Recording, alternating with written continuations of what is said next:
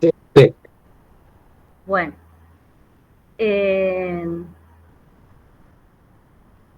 ahora que yo empiece a hablar, me parece que los chicos no van a poder ingresar porque me tienen que pedir permiso a mí para ingresar, no sé por qué no pueden ingresar libremente.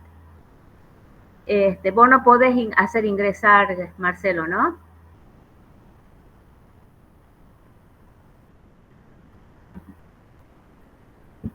A ver.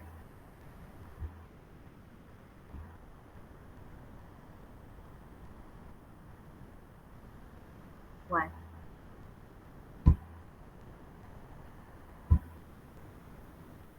me he salido para poder hacer ingresar.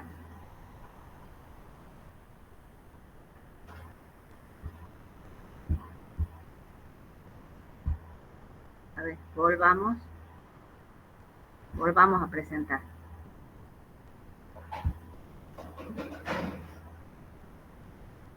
Ya los que no ingresaron, no los puedo hacer ingresar. ¿Cuántos son ustedes? ¿Saben, chicos? ¿Cuántos alumnos son del quinto cursado?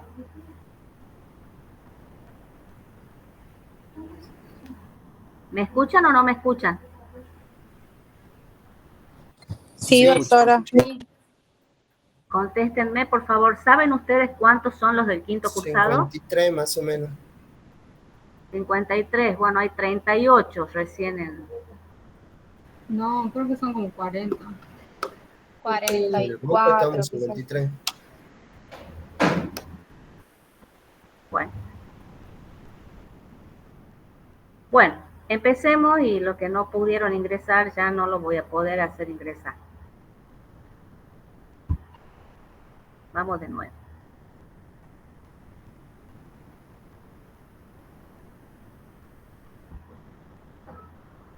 Bueno, entonces decíamos recién que la farmacodinamia es lo que el fármaco le hace al organismo. Y acá vamos a estudiar todas las modificaciones que el fármaco va a producir en las funciones del organismo. Y para esto tenemos que tener en cuenta dos postulados farmacológicos en donde uno te dice que ningún fármaco tiene una sola acción, tiene una acción principal y tiene acciones colaterales o secundarias que pueden ser útiles, inútiles o nocivas. ¿Qué significa esto? Que cuando yo doy un medicamento para una X patología, buscando un efecto, no solo voy a obtener ese efecto que busco, sino que esta molécula, al tocar diferentes dianas farmacológicas, va a tener consecuencias y nos van a traer los adversos que no queremos. Entonces, siempre va a haber adversos, que podrán ser de mayor o de menor gravedad, pero siempre van a haber adversos. Y acá tenemos que estos secundarismos o efectos colaterales, que ahora les voy a explicar cuál es la diferencia entre hablar de efectos colaterales o secundarios, porque es parecido, pero no es lo mismo. Estos secundarismos pueden ser útiles, inútiles y nocivos. Entonces, de acuerdo a cuál sea la patología que yo quiero tratar y de acuerdo a cuál sea el fármaco que yo elijo para esta patología, es que mi acción va a ser la buscada, la útil o voy a tener otras que pueden ser inútiles. Por ejemplo, si yo tengo la aspirina, ácido acetil salicílico, la aspirina es analgésica, antipirética, antiagregante plaquetaria y lo que hace la aspirina también es disminuir la fábrica de prostaglandinas, que es la barrera gástrica, la que nos protege el estómago de la acidez del estómago. Si yo tengo un paciente que viene con mucho dolor de cabeza, ¿cuál sería la acción principal de la aspirina en este paciente con este diagnóstico de dolor de cabeza? Analgesia. Analgesia. La analgésica. Muy bien. La Doctora, antiinflamatoria sería útil, inútil o nociva. Si no es por un golpe, digamos. Sería no útil. ¿Cómo? Si no es inflamatorio la causa del dolor, no sería útil. Sería inútil, ¿no es cierto?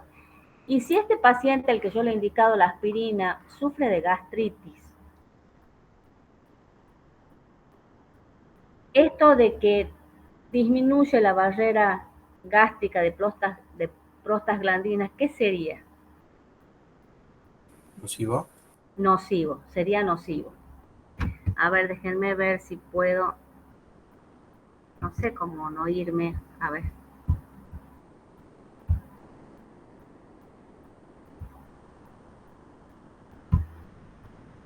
Por hacer entrar a gente, me voy.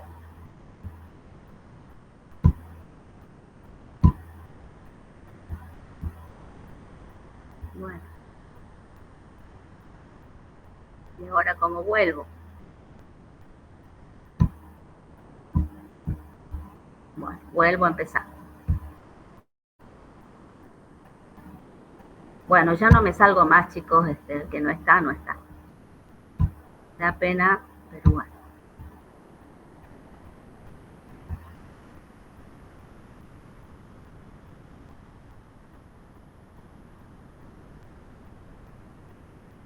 ¿Y qué pasó?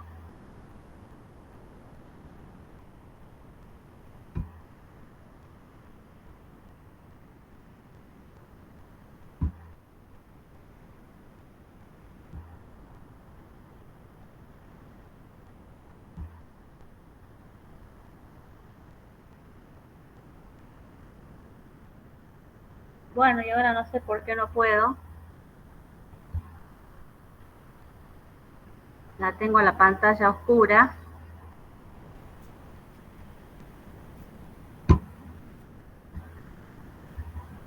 Y acá sí se ve igual. Ustedes ven, Sí, doctora, nosotros sí vemos las diapositivas. pero no está, yo no puedo. Claro, esta la veo oscura. Está, no puedo avanzar ni nada. Ah, A ver.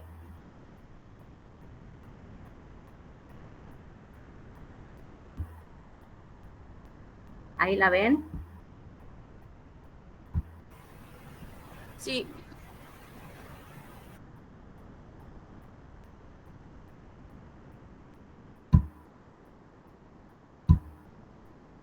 ¿Y por qué no puedo? Ay, Dios mío. Que se me clavó la computadora, a ver. Me parece.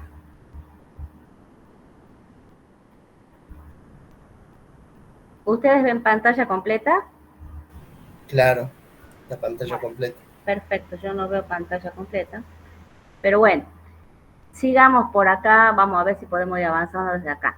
Entonces, vamos a ver si yo tengo un paciente que es cardiópata y entonces le estoy indicando la aspirina como antiagregante plaquetario, ¿cuál pasaría a ser acá mi acción principal?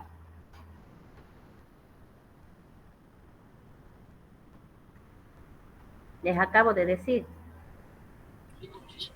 Antiagregante plaquetario. Exacto. Entonces, la acción analgésica, ¿qué sería? No útil. Inútil. Inútil. Efecto inútil. Inútil. La antiinflamatoria, Inútil. inútil. Y que disminuya la barrera gástrica, Nocivo. nocivo. ¿Mm? Entonces, de acuerdo al diagnóstico y de acuerdo al medicamento que yo estoy utilizando, voy a tener esta acción principal que es la buscada y otras que van a ser colaterales o secundarias. Cuando nosotros hablamos de efectos colaterales y secundarios, decimos efectos porque el efecto es la manifestación de la acción. ¿Mm? Yo sé que hay efecto, yo sé que hay acción porque veo el efecto. Si no veo el efecto, no ha habido acción. Entonces, el efecto es lo que puedo ver o medir.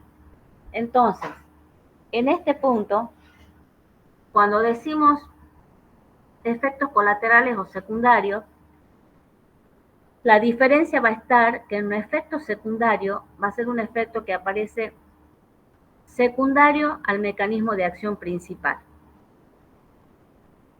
Les voy a dar un ejemplo con el haloperidol, que es un fármaco que después vamos a trasladar los ejemplos a autónomo una vez que ustedes hayan visto autónomo.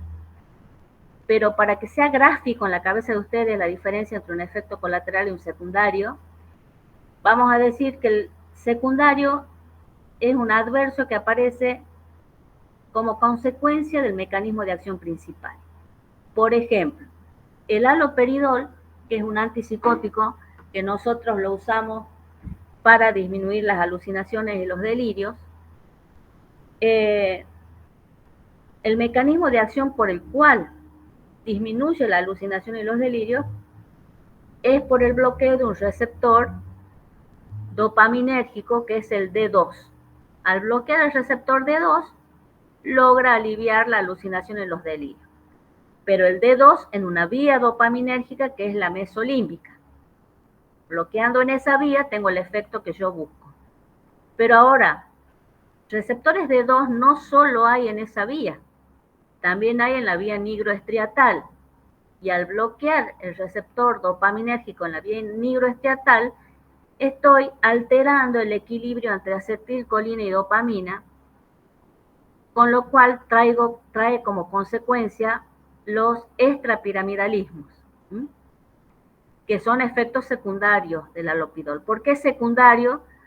Porque se debe al bloqueo de D2, y el bloqueo de D2 era el responsable de disminuir las alucinaciones y los delirios, pero en la vía mesolímbica. Pero como D2 también hay en la nigroestriatal, como consecuencia del bloqueo de D2, en esa otra vía tengo los extrapiramidalismos.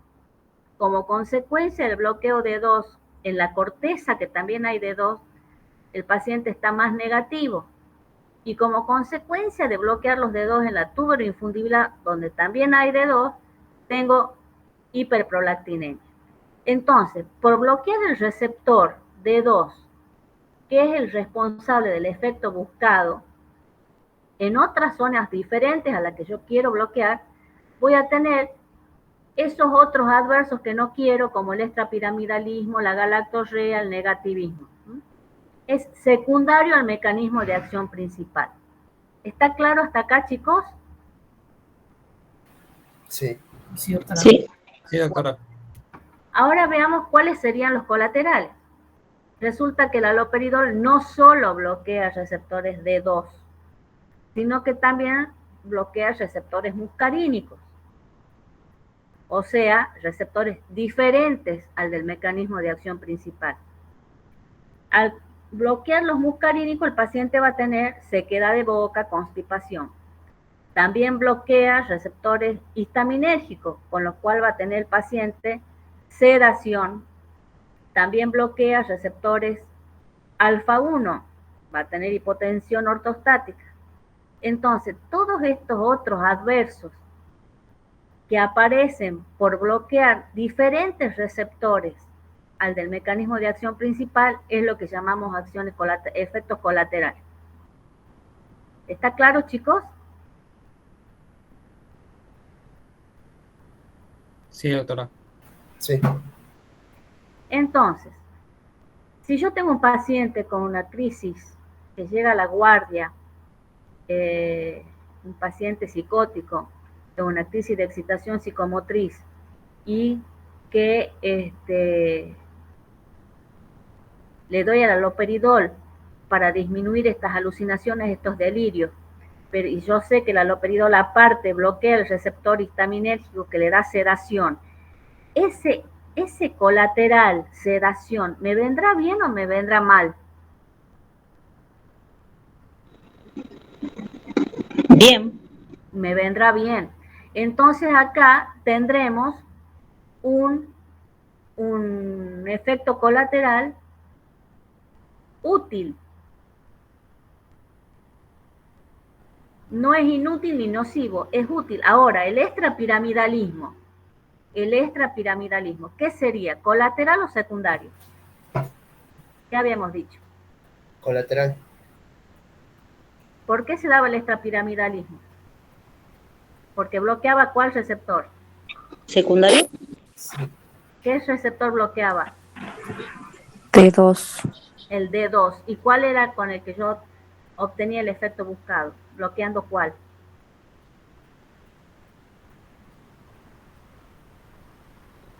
D2. D2. D2. Entonces, D2 en el área nigroestriatal, bloquear D2 con el que tengo el efecto buscado en la mesolímbica. Si me bloquea el D2 en la nigroestriatal, que me da el extrapiramidalismo, va a ser colateral o secundario.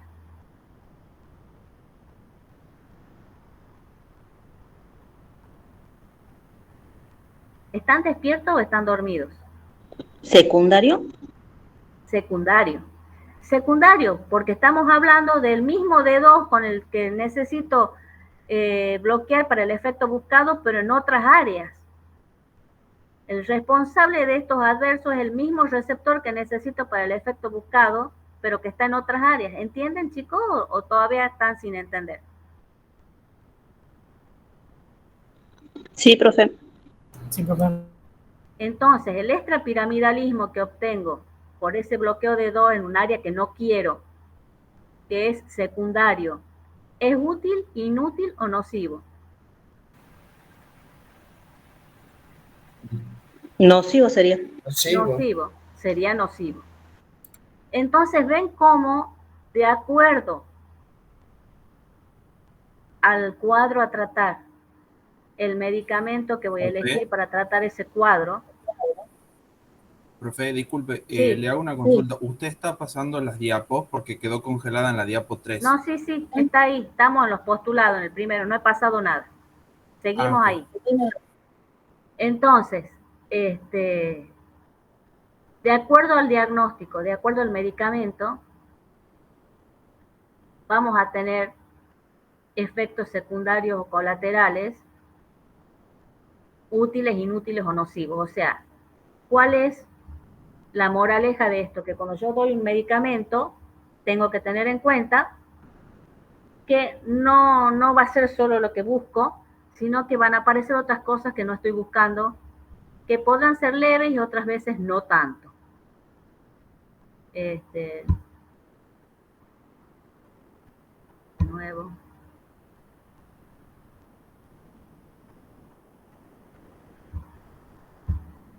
Bueno, veamos si vamos a la otra.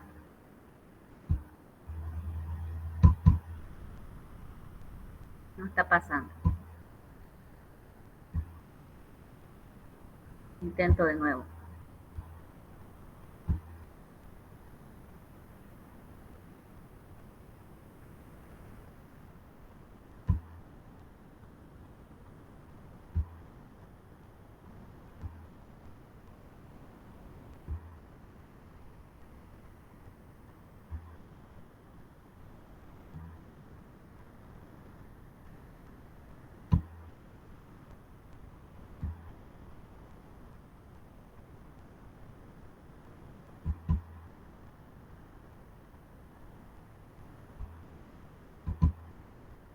No me está respondiendo. A ver, espérenme, voy a traer otro mouse. A ver si... Porque me pone como una doble flecha. Bueno. Voy bajando, ¿no? A la página 3. Anda bajando. Ahí quédate. No, el que sigue. Vamos al segundo postulado. El segundo postulado dice ningún fármaco crea funciones nuevas, solo las modifica. Eso significa que nosotros estamos dando algo exógeno que va a ir a actuar en dianas farmacológicas que nosotros tenemos en nuestro organismo para ligandos endógenos. Entonces vamos a usar lo que nuestro organismo ya tiene. No es que la molécula que yo doy de afuera va a crear una función, sino que va a modificar las funciones del organismo ocupando las dianas de los ligandos endógenos. Sigamos. ¿Qué es lo que va a estudiar la farmacodinamia? Va a estudiar la acción, el mecanismo de acción, el modo de acción y el efecto. ¿Y qué es la acción? La acción es la modificación de una función. Puede modificar la función en más o en menos. El mecanismo de acción es cómo se realiza esa modificación de la función a nivel molecular. El modo de acción es, una vez que ha impactado a nivel molecular este fármaco y ha actuado sobre un receptor o una diana específica, el cambio que va a producir a nivel celular sería el modo de acción. Y el efecto, lo que estamos buscando. Por ejemplo, si yo tengo un paciente con una crisis asmática,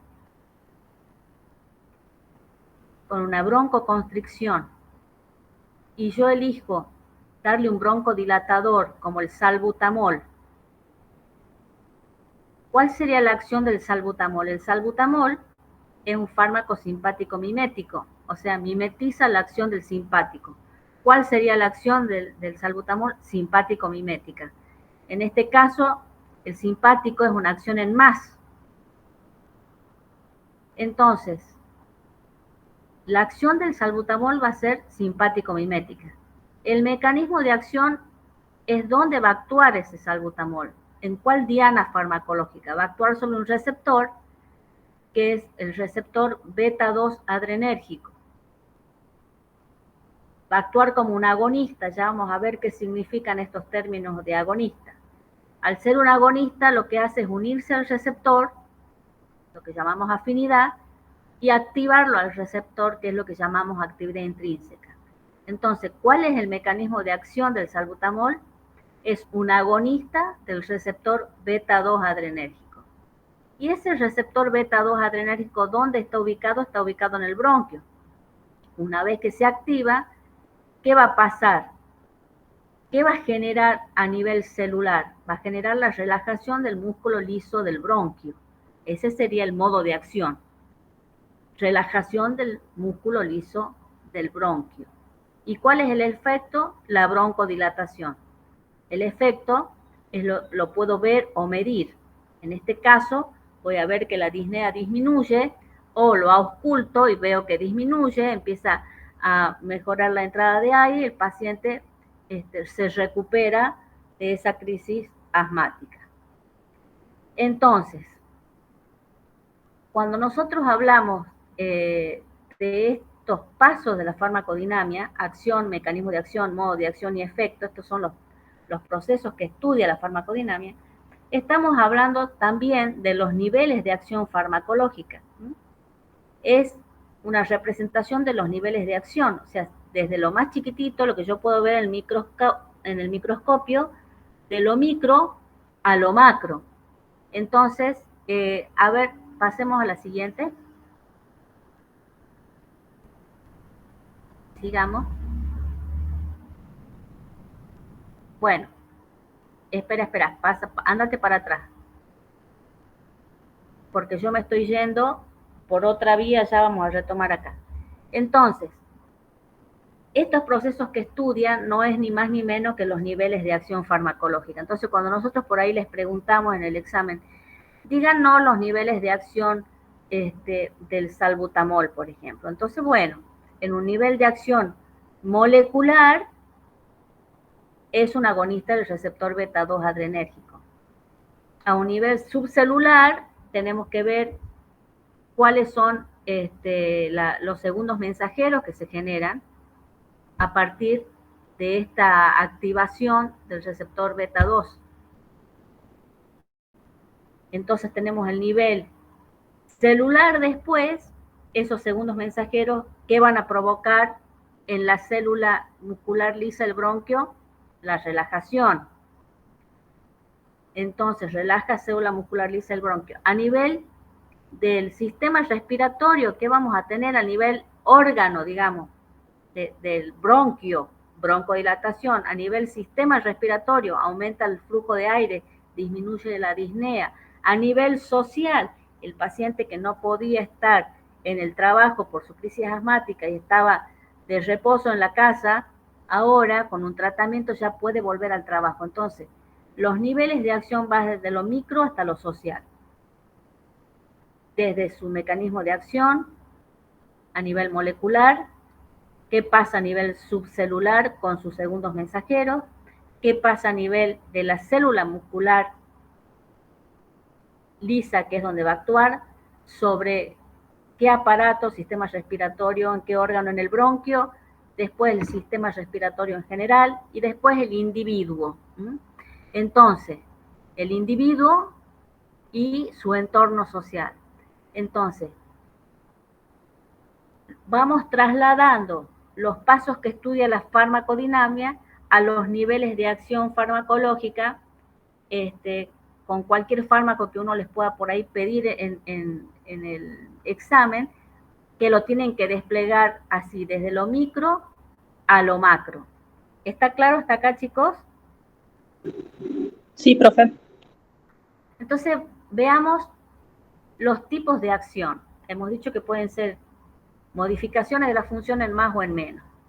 ¿Cuáles son los tipos de acción? Puede ser depresora del sistema nervioso o depresora de alguna función, puede ser estimulante, puede ser irritativa, en su grado máximo corrosiva.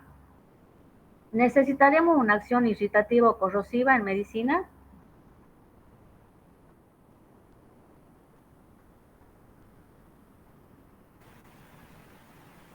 ¿Qué creen?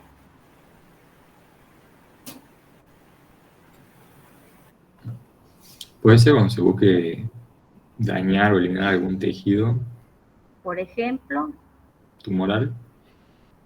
no.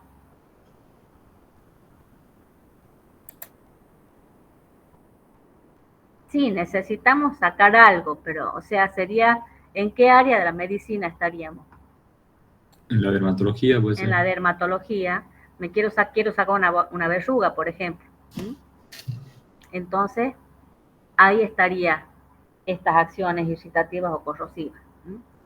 Después tenemos la antiinfecciosa, que cuando estamos tratando una infección con un antibiótico, un antiparasitario, y del reemplazo cuando nos está faltando una hormona y la ponemos desde afuera.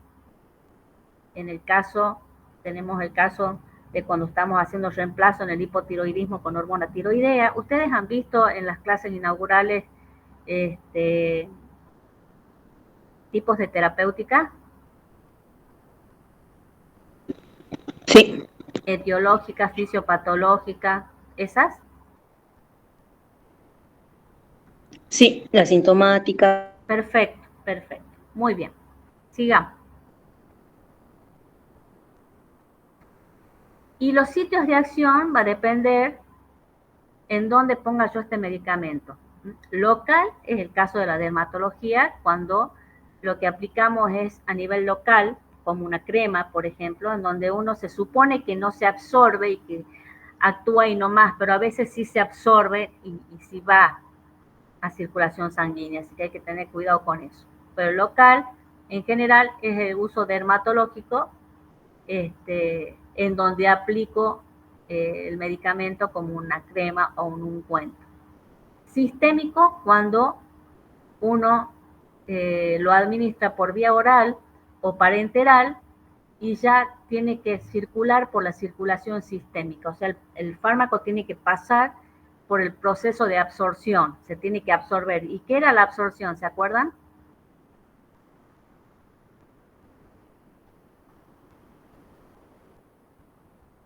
El paso al torrente sanguíneo. El paso del fármaco de dónde a dónde. Del ventrículo izquierdo hasta la circulación sistémica. ¿Sí? ¿Y de dónde va? ¿De dónde a dónde? ¿Cómo definimos absorción?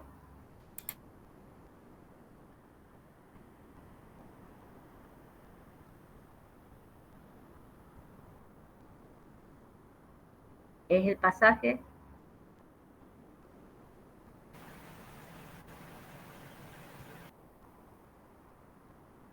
Bueno, chicos, estudien, ¿no? Estudien porque todo esto se tiene que interrelacionar y se tiene que interconectar. Uno lo va estudiando en fragmentos para que sea más fácil, pero uno tiene que poder integrar todo. Así que a estudiar qué es absorción, ¿no? Porque son conceptos básicos. No se los voy a dictar yo, ustedes lo van a repasar.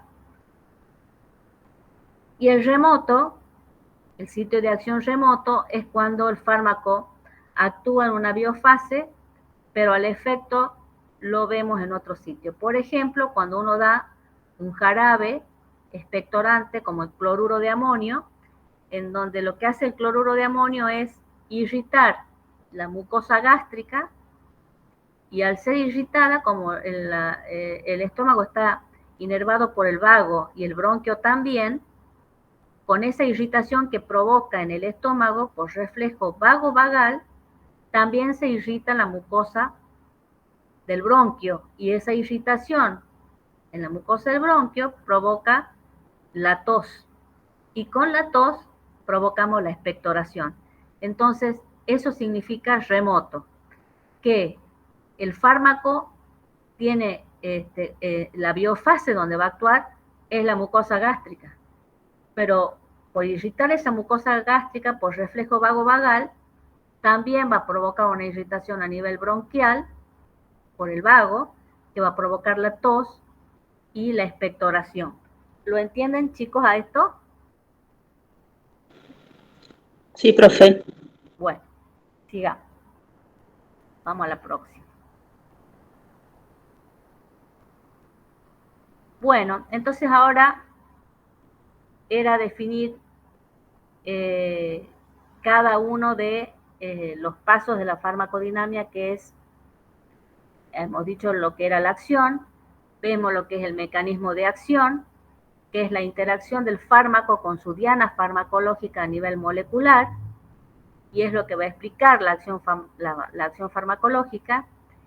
Y en la clase que viene vamos a ver cuáles son los distintos tipos de mecanismos de acción que tenemos, que pueden ser específicos o inespecíficos.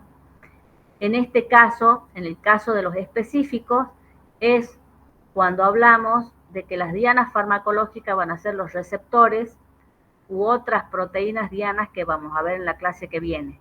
Entonces, cuando hablamos de mecanismo de acción, hablamos de qué pasa a nivel molecular entre el fármaco y el organismo. Sigamos. El modo de acción, como hemos dicho recién, va a ser de qué manera ese mecanismo de acción con sus segundos mensajeros van a impactar en la célula del órgano donde yo esté actuando y que va a dar lugar al efecto. En el caso que les decía del ejemplo del salbutamol, al activar ese receptor beta 2 y tener sus segundos mensajeros, van a dar como consecuencia a nivel celular una relajación del músculo liso del bronquio, que nos va a llevar a una broncodilatación, que nos va a disminuir la disnea, y es entonces el modo de acción.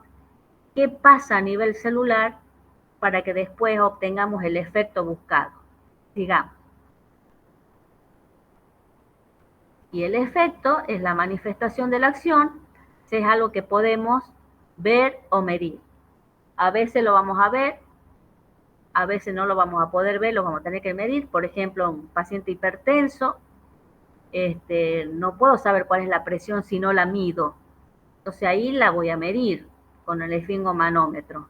En el caso de la disnea, ¿qué puedo ver? Puedo ver que el paciente respira mejor, que la frecuencia respiratoria ha disminuido, que no está tan agitado, y también lo puedo medir auscultando y viendo que ya no hay sibilancias, que el bronquio se ha dilatado y no está con ese broncoespasmo que me daba las sibilancias.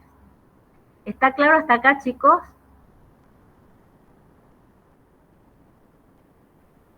Sí, doctora. Bueno, continuemos. Bueno, y esto es lo que hablábamos recién, que cuando nosotros hablamos de acción, modo de acción, acción, mecanismo de acción, modo de acción y efecto, también lo podemos trasladar a los niveles de acción, que es lo que habíamos relatado en un principio, tratando de ver cómo impactaba este salbutamol desde lo molecular hasta lo social, en donde no solo involucra la diana farmacológica, el receptor, sino también la célula, el órgano y el individuo en la sociedad. Es lo que hemos dicho hace un rato. Y ahora veamos el lenguaje técnico de farmacodinamia. ¿Cuál es el lenguaje técnico farmacológico de este módulo de dinamia? A ver, sigamos. Nosotros tenemos que saber a qué llamamos agonista, y estas son preguntas de exámenes que a veces les cuesta el examen, porque hay cosas básicas, muy básicas, que ustedes no saben describir, y es muy importante porque es una materia técnica. Entonces tienen que saber la nomenclatura técnica y a qué se refiere. Un agonista, una molécula, para llamarse agonista, tiene que tener afinidad y tiene que tener actividad intrínseca o eficacia. ¿Qué significa afinidad? Que la molécula que yo doy se pueda unir a un receptor o a una proteína diana, su diana farmacológico, y el que se pueda unir va a estar dado por su estructura química. Y esa estructura química de esto que yo doy de afuera tiene que ser similar a quién, chicos. A la molécula del cuerpo original. Muy bien, muy bien. A la molécula endógena. Muchas veces ustedes dicen tiene que ser igual al receptor. No, no. La molécula que doy de afuera tiene que tener una estructura similar a la molécula endógena. Y al tener esa estructura similar a la molécula endógena, es que se va a poder unir a su proteína diana o receptor de una manera perfecta, como llave a su cerradura. Y el otro punto que tiene que tener un agonista, que tiene que cumplir, es la actividad intrínseca o eficacia, o sea, la capacidad de activarlo al receptor. No solo se tiene que unir, sino también tiene que tener la capacidad de activarlo. Y a eso llamamos actividad intrínseca o eficacia. Sigamos. ¿Y qué es un antagonista? Un antagonista va a ser una molécula que va a tener afinidad. ¿Qué es lo que le daba la afinidad a la molécula? De estructura química. La estructura química, muy bien. ¿Similar a quién? La molécula endógena. A la molécula endógena. Para que se una al receptor como qué? Como llave cerradura. Perfecto, perfecto. Eso es afinidad. Entonces el antagonista también tiene que poder unirse al receptor, pero la diferencia es que no tiene actividad intrínseca. No deja que la molécula endógena ocupe su receptor. Es como que lo bloquea, es un bloqueante. El antagonista es un bloqueante. Se une al receptor, impide que la molécula endógena lo active. Entonces, no hay actividad intrínseca. Tiene afinidad, pero no tiene actividad intrínseca. Sigamos. Y acá tenemos los distintos tipos de agonistas. Los agonistas los podemos clasificar en total, parcial e inverso. El agonista total es aquel que tiene una actividad intrínseca que decimos alfa igual a 1. Ustedes imagínense, quiero que hagan ahora un trabajo de imaginación en donde ustedes están frente a una puerta y está el picaporte de la puerta. Esto yo los hago hacer cuando hacemos las clases presenciales, pero bueno, como no estamos presencial, quiero que se imaginen. Están frente a una puerta y el picaporte es el receptor. Y ustedes son los agonistas. Entonces, estiran la manito y agarran el picaporte. ¿Qué sería eso? La unión del fármaco con el receptor. La unión, ¿que sería qué? Afinidad. La afinidad. La afinidad. Muy bien, la afinidad. Se unió al receptor. Perfecto, afinidad. Ahora ustedes accionan la manija y la abren a la puerta completamente. ¿Qué tipo de agonismo sería ese? Total. Total. Sería un alfa igual a 1. Lo he podido abrir completamente, es un total. Ahora, si yo acciono la manija, mi mano toma la manija, ¿qué era eso? Afinidad. Infinidad. Afinidad. Abro la puerta a la mitad. ¿Qué tipo de agonista será ese? Parcial. Parcial. En donde alfa es menor a 1, pero es mayor a 0. Queda a la mitad. Ese es un agonista parcial. Y si yo tomo la manija, afinidad, y a la puerta la abro hacia el otro lado, vamos a tener un agonista inverso, en donde alfa va a ser igual a menos 1. ¿Está claro hasta acá, chicos? Sí. Sí. Bueno, sigamos. Bueno, el ligando va a ser la sustancia que se va a fijar al receptor o a la proteína aceptora. Sigamos. Que puede ser endógeno o exógeno. Exógeno cuando damos un medicamento. Y acá tenemos los tipos de ligando que ya hemos dicho recién. Agonista, agonista parcial, antagonista, agonista inverso. Entonces, ¿el agonista tiene afinidad? Sí. ¿Tiene actividad intrínseca? Igual a 1. ¿El agonista parcial tiene afinidad? Sí. ¿Cuál va a ser su actividad intrínseca? Mayor a 0 o menor a 1. ¿El antagonista tiene afinidad? Sí. ¿Tiene actividad intrínseca? No. ¿Y el agonista inverso tiene afinidad? Sí. Y actividad intrínseca menos 1. Vamos al que sigue. Si hay duda en algún momento me para. Y acá hay una pregunta importante que a veces pregunta de examen y que ustedes tienen que tener claro. ¿Cuál es la diferencia entre eficacia farmacológica y eficacia terapéutica? ¿No? Ustedes se tienen que grabar que la eficacia farmacológica es sinónimo de actividad intrínseca. O sea, eficacia farmacológica va a tener un agonista, porque el agonista es el que tiene actividad intrínseca. Eficacia farmacológica no va a tener un antagonista, porque el antagonista no tiene actividad intrínseca. Acuérdense que la actividad intrínseca es la capacidad de activar el receptor. Esa capacidad no la tiene el antagonista, solo la tiene el agonista. Entonces, grabarse eficacia farmacológica sinónimo de actividad intrínseca. La eficacia terapéutica la puede tener tanto un agonista como un antagonista. Cualquiera de los dos puede tener eficacia terapéutica.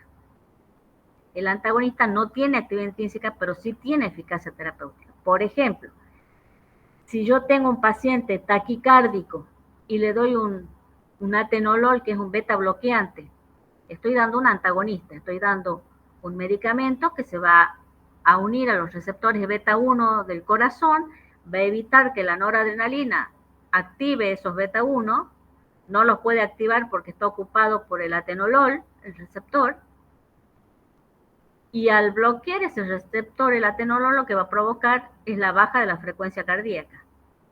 O sea, he tenido un efecto terapéutico. Sí. Sí.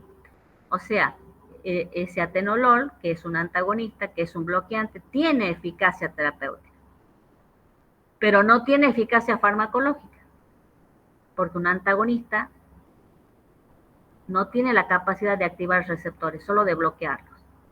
Entonces, eficacia farmacológica llamo yo a los medicamentos que pueden activar receptores. Pero tanto un agonista como un antagonista van a tener eficacia terapéutica, los dos, pero farmacológica solo el agonista. ¿Está claro, chicos, esto, la diferencia?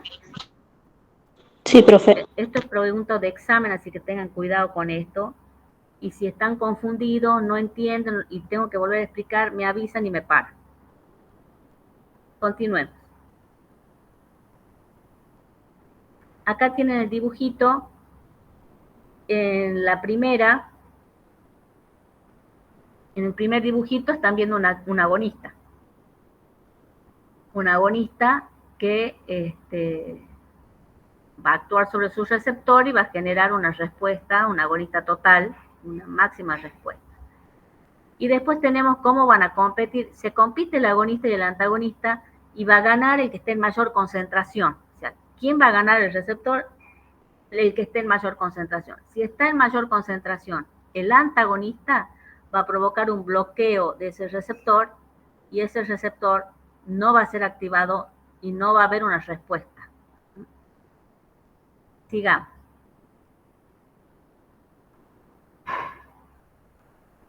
Y acá tienen ustedes la curva farmacodinámica. Ustedes han visto ya en Cinesis la curva farmacocinética, ¿verdad?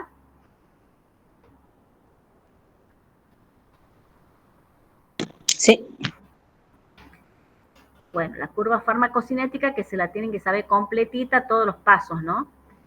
Es muy importante la farmacocinética. Y esta es la farmacodinámica, en donde ustedes ven cómo podemos en esta curva que es concentración, dosis-respuesta, perdón, no es concentración-tiempo, es cinética. Esta es dosis-respuesta. Ustedes van a ver que un agonista total tiene una respuesta del 100%. Mi mouse no va a poder marcar ahí porque está transmitiendo Alexia. Entonces, vean ustedes que parte de 0, full agonist, dice ahí a la derecha. Parte de 0, perfecto, y va ascendiendo hasta 100. O sea, la respuesta máxima de ese fármaco es 100. Entonces, ese es un agonista total, el que puede llegar a 100. La máxima respuesta que dé ese fármaco. Y esto es muy importante también, porque hay fármacos que uno por ahí dice, aumente dosis. No, los fármacos tienen una dosis máxima, que si ustedes siguen aumentando más allá de la dosis máxima sugerida, no va a haber más efecto buscado, van a haber más adversos. Entonces, el efecto máximo es el máximo efecto que puede dar un fármaco a una X dosis, que cada fármaco tendrá su dosis máxima. Y si yo le quiero seguir aumentando dosis para que haya más efecto, no va a haber más efecto. Va a haber más adversos, pero no más efecto buscado. Y esto depende de la cantidad de receptores a los que se une nuestro agonista. Después vemos el agonista parcial, que es la segunda curva, que ustedes ven que va ascendiendo de 0 hasta el 50%. Ven en las ordenadas, que es la línea verde, el 50, llega hasta 50, ese es un agonista parcial.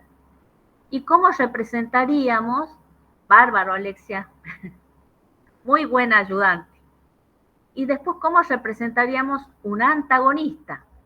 Vean ustedes que está el 0 y tenemos una línea recta. O sea, se ha unido el receptor, pero ni para arriba ni para abajo, porque no permite que ese receptor se active. Así representamos un agonista, un antagonista. Y el inverso, va a haber actividad, pero a la inversa. Entonces, esto sería cómo represento yo en una curva farmacodinámica de dosis-respuesta un agonista total, un agonista parcial, un antagonista y un agonista inverso. Continuemos.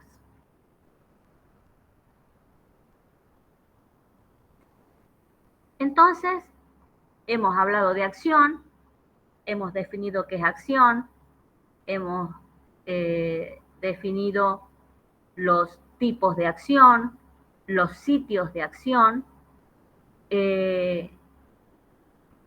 hemos hablado de toda la nomenclatura que tenemos en dinamia con los agonistas, los antagonistas, hemos visto los pasos de la farmacodinamia y cómo relacionamos estos pasos con los niveles de acción farmacológico, y mecanismo de acción lo vamos a desarrollar en la clase que viene, porque tenemos que hablar de los receptores y las proteínas dianas, tenemos que hablar de a nivel molecular dónde van a actuar estos fármacos, entonces eso lo vamos a ver en la clase que viene.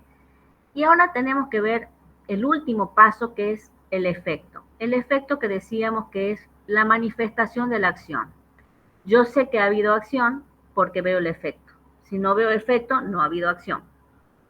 Y vamos a tener distintos tipos de efectos. El efecto terapéutico, que es el efecto que buscamos, un efecto rebote, efecto paradojal, efecto placebo, efecto nocebo.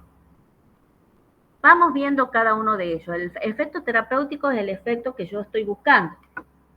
Entonces, yo quería disminuir las alucinaciones y los delirios, darle aloperidol, se bajó la alucinación, el delirio, perfecto. Tuve mi efecto terapéutico, lo logré. Vamos al efecto del rebote. A ver, sigamos con la diapositiva. El efecto del rebote, tengan cuidado cuando ustedes lo quieren definir, usen las palabras correctas porque a veces se les complica definirlo y lo expresan mal. El efecto del rebote es el que aparece cuando se produce la supresión brusca de un medicamento que un paciente tomaba en forma continua o crónica. Y al tener esta supresión brusca de ese fármaco, lo que vamos a obtener es un efecto opuesto al que el fármaco provocaba en el tratamiento. Entonces, por ejemplo, teníamos un paciente con una hipertensión de, supongamos, 160-100, y yo le empiezo a dar un hipotensor y el paciente llega a su presión a 12,8. Yo digo, bárbaro, ya está perfecto. Hemos logrado manejar la presión de este paciente, la hemos normalizado.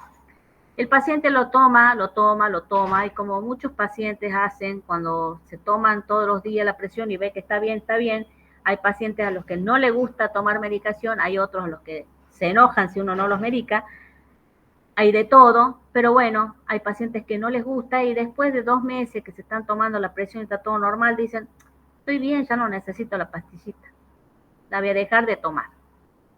La deja de tomar y cuando va al control médico está con una presión 200-110. La presión se fue totalmente arriba. ¿Y eso por qué ocurre?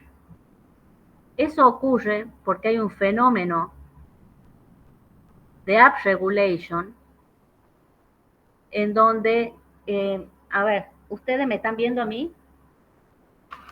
Sí, doctora. Bueno, yo en una hojita voy a dibujar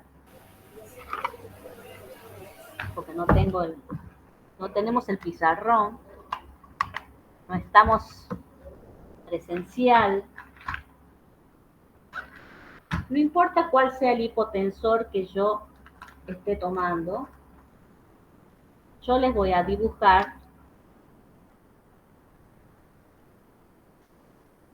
una terminal sináptica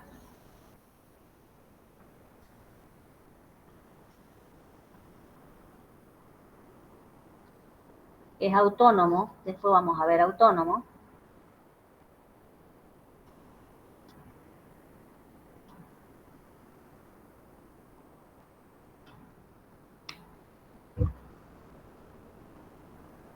¿Lo ven? ¿Ven el dibujito?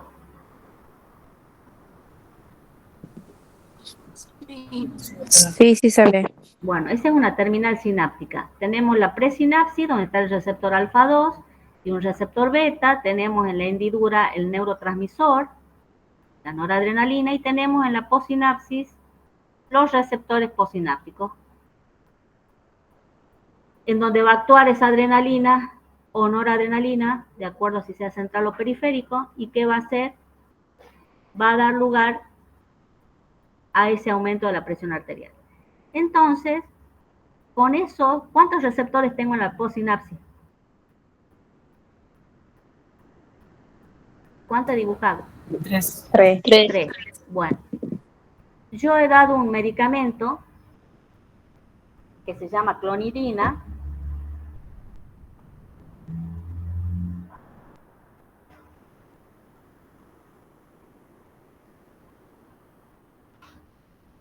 La clonidina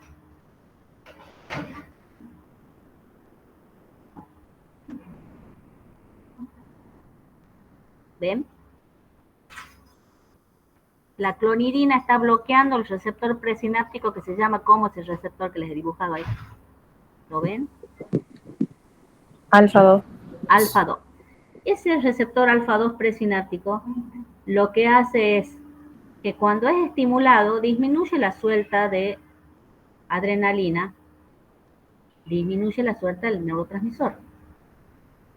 Entonces la clonidina, al actuar sobre ese receptor, disminuye la suelta del neurotransmisor. Entonces la postsinapsis está ávido de su neurotransmisor. Y como la célula postsináptica no lo está captando, aumenta receptores. Se llama upregulation. Entonces, ¿cuántos receptores tiene ahora? Empezó el tratamiento con 3 afuera, ahí estaba hipertenso. Ahora fíjense cuántos hay. Hay muchos más. Entonces, cuando el paciente decide por sí solo que va a dejar el tratamiento y deja de tener la clonidina, miren todos los receptores que hay afuera. ¿A dónde va a trepar la presión?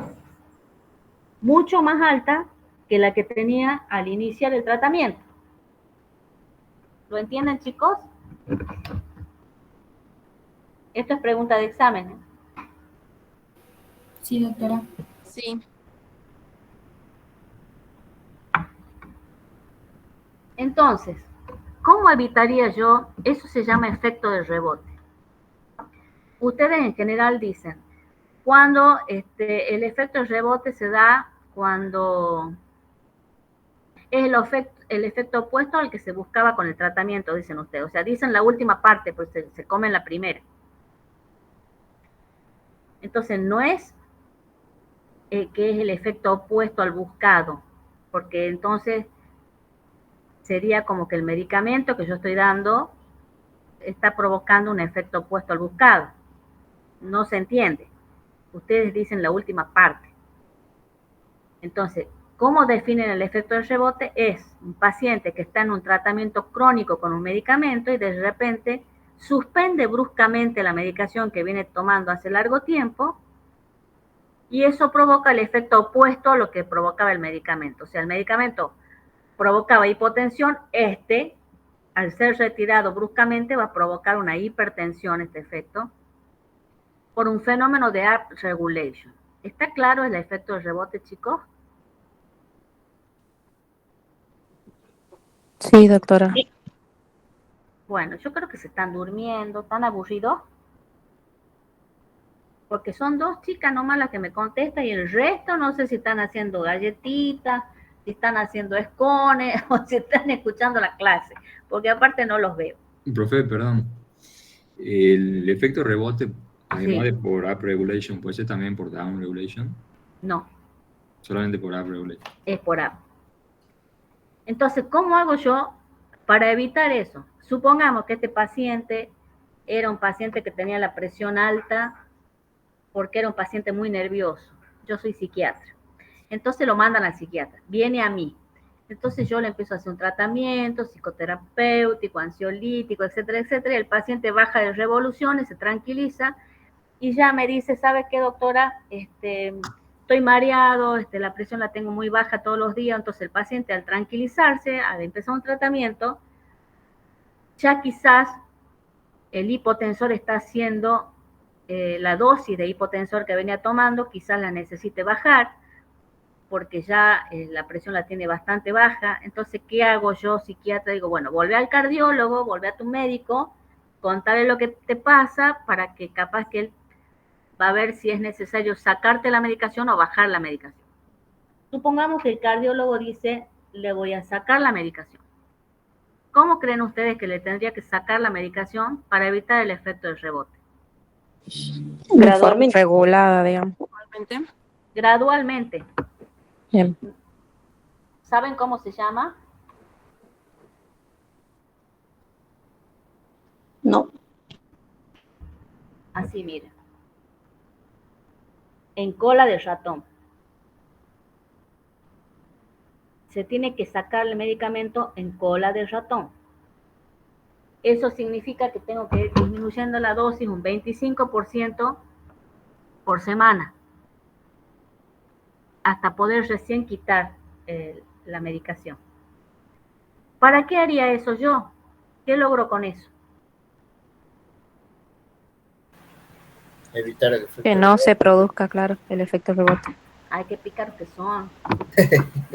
Qué pícaros que son. ¿Qué color es el caballo blanco de San Martín? Para que... Obvio que lo que quiero lograr es que no haya efecto de rebote, pero ¿por qué lo logro? Porque esos receptores que se pusieron de más se van yendo de forma progresiva, digamos. Exacto, lo que yo quiero lograr para evitar el efecto de rebote es que los receptores vayan endocitándose, se vayan metiendo, vayan desapareciendo de la superficie. Y por eso lo tengo que hacer en forma paulatina, para que la célula vuelva a su homeostasis y vuelva a tener los receptores que debe y no en un exceso de receptores. Darle el tiempo fisiológico a que la célula introduzca de nuevo esos receptores al interior y dejen de estar expuestos. A ver, veamos la figurita que sigue, a ver si ahí está más o menos la historia de la upregulation.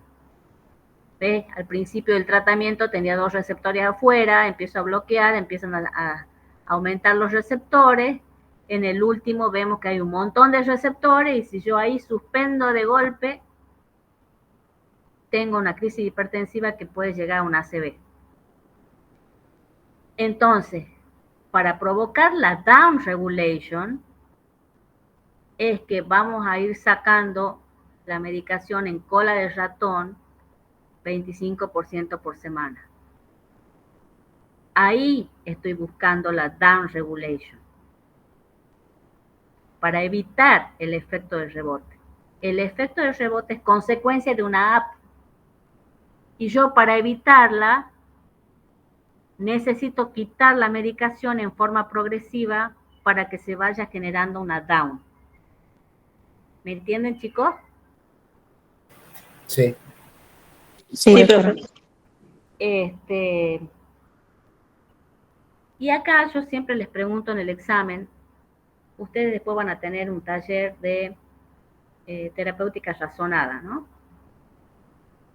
Tiene varios pasos la terapéutica razonada, ya lo vamos a ver en el taller, pero el último paso es dar indicaciones, instrucciones y advertencias.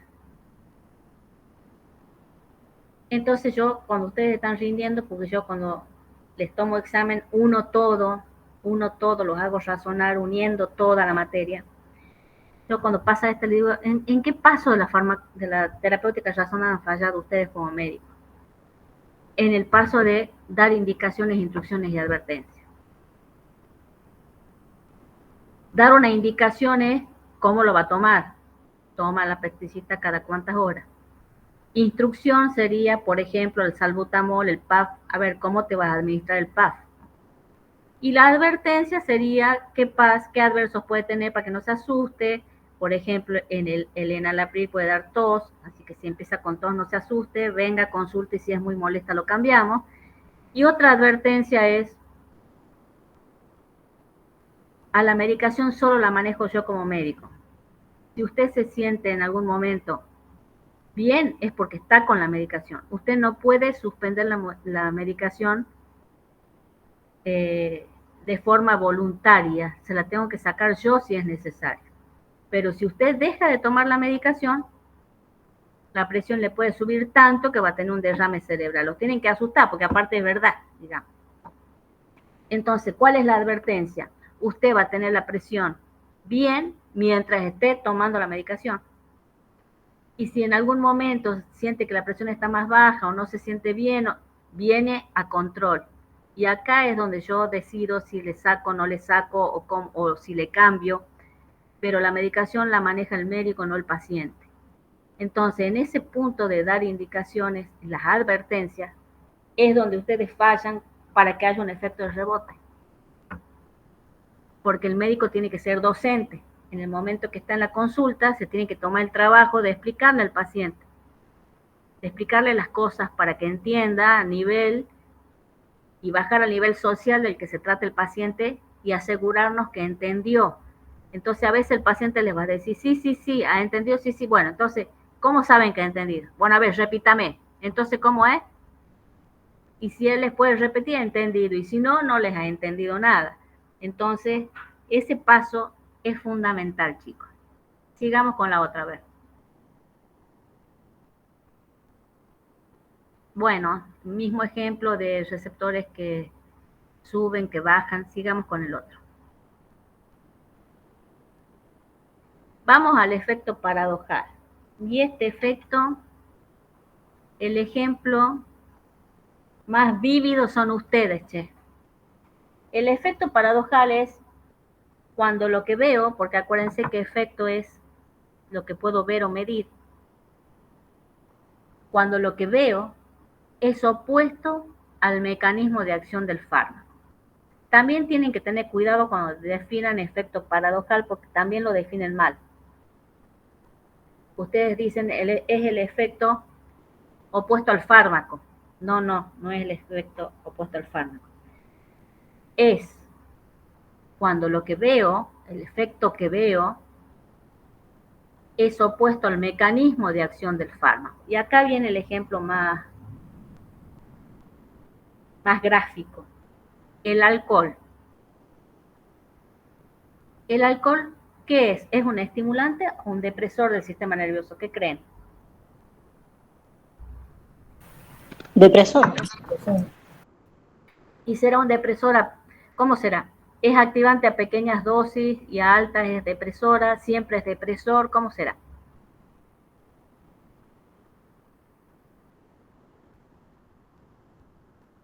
No. Está bárbaro lo que acabas de decir, porque es lo que dicen muchos en el examen, y es importante que alguien se anime a decirlo para poder sacarlos del error. El alcohol es depresor siempre, a pequeñas dosis o altas dosis. Pero ¿qué es lo que pasa con el alcohol? Que cuando ustedes empiezan a tomar, el alcohol deprime desde la corteza en forma descendente.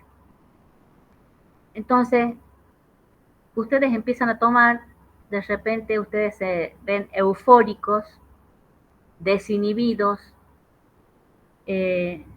dicen lo que estando en sus cabales no dirían, hablan lo que no hablarían, así que tengan cuidado, chicos y chicas, porque lo que dicen en ese estado es la verdad.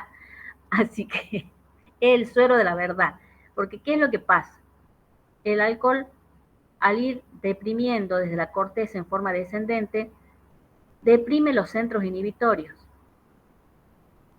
Y al deprimir los centros inhibitorios, que son los centros que nos hacen comportarnos como debemos ante la sociedad, no decir lo que pensamos, tener un filtro. Bueno, acá se va todo el filtro, decimos lo que pensamos. Entonces, los que están bajo el efecto del alcohol se animan a decir o a hacer cosas que sin el efecto del alcohol no dirían ni harían. Entonces, en un primer momento, al deprimir el centro inhibitorio, ustedes se muestran desinhibidos y se muestran eufóricos. Pásame a la que sigue, mira. Así están ustedes, pasa a la que sigue. Así están ustedes, ¿ves? Así que lo que dicen en ese sentido, en ese momento es, así que chicas, si se les declara el amor ahí, es así. Estaba tímido antes, se animó con el alcohol. Y a los varones lo mismo. Ojo con lo que digan las chicas. Pero cuando ustedes siguen tomando, si siguen tomando, pueden llegar hasta el coma. A dosis altas pueden llegar a una depresión que los lleve al coma.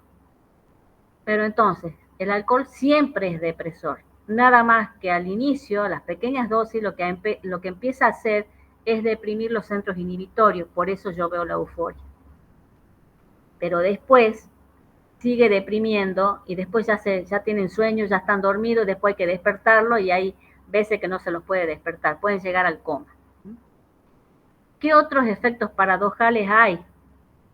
Por ejemplo, a los chiquitos con déficit de atención y hiperactividad, que se le da metilfenidato. El metilfenidato es un activante del sistema nervioso central. Y entonces uno diría, pero ¿cómo le voy a dar al chiquito que no lo puedo parar, que va, viene y no puede ni dormir la siesta porque tiene una hiperactividad tremenda? ¿Cómo le voy a dar un activante? Bueno, ese es un efecto paradojal. ¿Por qué un activante lo ceda al chiquito con hiperactividad? No sabemos, pero es lo que ocurre. Otro efecto paradojal es cuando ustedes, a los ancianos a veces que no pueden dormir o están muy excitados, le dan benzodiazepina. La benzodiazepina, y le voy a dar un clonazepam. Bueno, ¿qué es lo que estoy buscando? Que se tranquilice el viejito, que se duerma, y de repente, en lugar de tranquilizarse, está más alterado, más despierto, más nervioso. ¿Por qué sucede? No sabemos por qué sucede, pero ese también sería un efecto paradojal. Cuando el efecto, lo que veo, es opuesto al mecanismo de acción del fármaco. ¿Está claro hasta ahí, chicos? Sí, doctora, sí se Sí, entiende. doctora. Bueno, vamos al siguiente.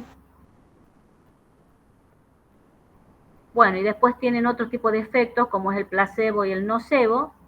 El placebo es un efecto sugestivo. Ustedes le dan, ustedes ya han estudiado ensayo clínico, ¿no es cierto? Han visto que hay placebos puros, placebos impuros. Bueno, ya sea puro o impuro, ustedes le dan un medicamento placebo al paciente y les dice,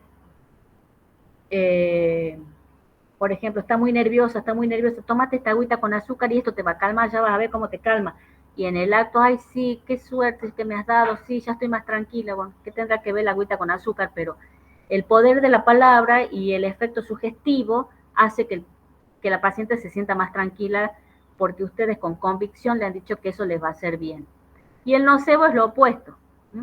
El nocebo es lo opuesto. Ay, ¿qué es lo que has tomado? ¿Qué acabas de tomar? Ay, no, ahora vas a tener una diarrea.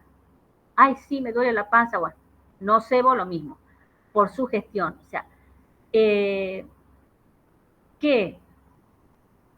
hay alteraciones neurobiológicas que provoca la sugestión, sí las hay. Las hay porque estamos viendo en los efectos. Y lo que yo estoy dando es o almidón, que sería un placebo puro, o una vitamina que no tiene, o un agua con azúcar, o un algo que tiene un efecto, pero no para lo que lo estoy dando. Cuando yo doy vitamina C, para decir, mira, el paciente mío no tiene escorbuto, pero le doy vitamina C para tranquilizarlo, ¿qué tendrá que ver? Pero se tranquiliza.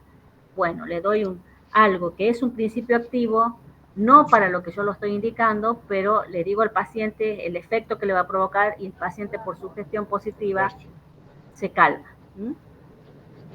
Bueno, sigamos. Y esta sería la curva dosis-respuesta en donde medimos potencia y eficacia, ¿no? La eficacia o efecto máximo está relacionada también en los fármacos con la potencia. ¿Y qué va a ser la potencia? La potencia va a ser, si yo tengo dos fármacos que tienen el mismo mecanismo de acción y que tienen el mismo efecto, pero yo logro el efecto máximo con el fármaco A, lo logro con 5 miligramos, y con el fármaco B logro el efecto máximo con 10 miligramos, ¿cuál de los dos va a ser más potente? El de 5. El de 5. Vamos a la que sigue. Ahí tienen la relación entre potencia y eficacia. Entonces, eficacia o efecto máximo en relación a la dosis. Cuanto menor dosis yo dé y logre llegar al efecto máximo, más potente es el fármaco. dos fármacos que hacen lo mismo, pero uno lo logra a una dosis menor, ese será el fármaco más potente. Bueno, ¿está claro, chicos? Sí, doctora. Sí, profe. Bueno, a ver, Sí. ¿qué más tenemos? Sí. ¿Cuál es la que sigue? Bueno, y esto es lo que nosotros vamos a ver el práctico la clase que viene, que habíamos dicho que mecanismo de acción lo dejamos para la clase que viene, en donde tenemos dos tipos de mecanismos de acción, que son los específicos y los inespecíficos. Los específicos van a ser todos los fármacos que van a actuar sobre una diana farmacológica, que puede ser un receptor o una proteína diana, que ya es lo que vamos a desarrollar el práctico que viene, en donde la dosis que necesito para lograr un efecto es una dosis muy baja, donde la especificidad biológica y química es muy elevada, porque yo voy a tener un fármaco de diseño que tengo que, de acuerdo a su estructura química, lograr que vaya a su diana farmacológica usándole la diana al endógeno, y se lo va a poder usar porque su estructura química es similar al endógeno, y se va a poder unir a su diana en forma específica como llave a su cerradura, y para eso necesito dosis bajas, porque es un teledirigido el medicamento que yo doy.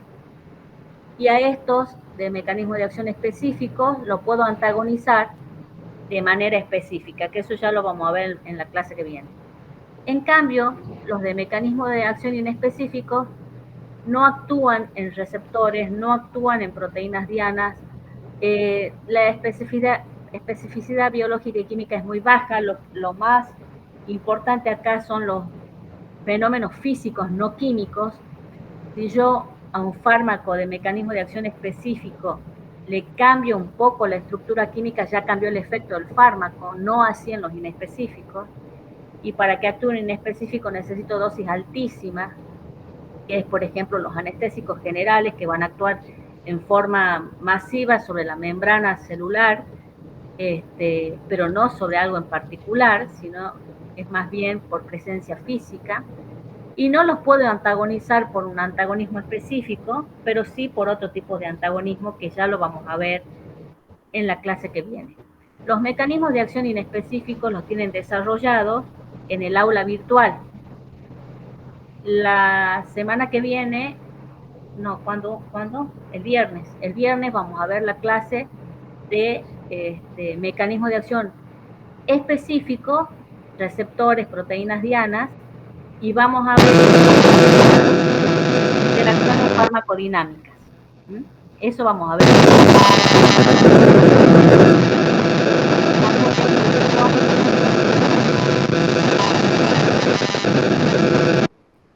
Tremendo el ruido. Bueno. Es el micrófono del doctor Montenegro que está prendido, doctora. Ah, bueno. No se debe haber dado cuenta. Ahí lo puedo. Bueno. Perdón, no me di cuenta, perdón. Entonces, el viernes vamos a ver mecanismos de acción específicos e interacciones farmacodinámicas. ¿Ha estado clara la clase de hoy? Sí, doctora. profe. Sí, se entendió. Sí.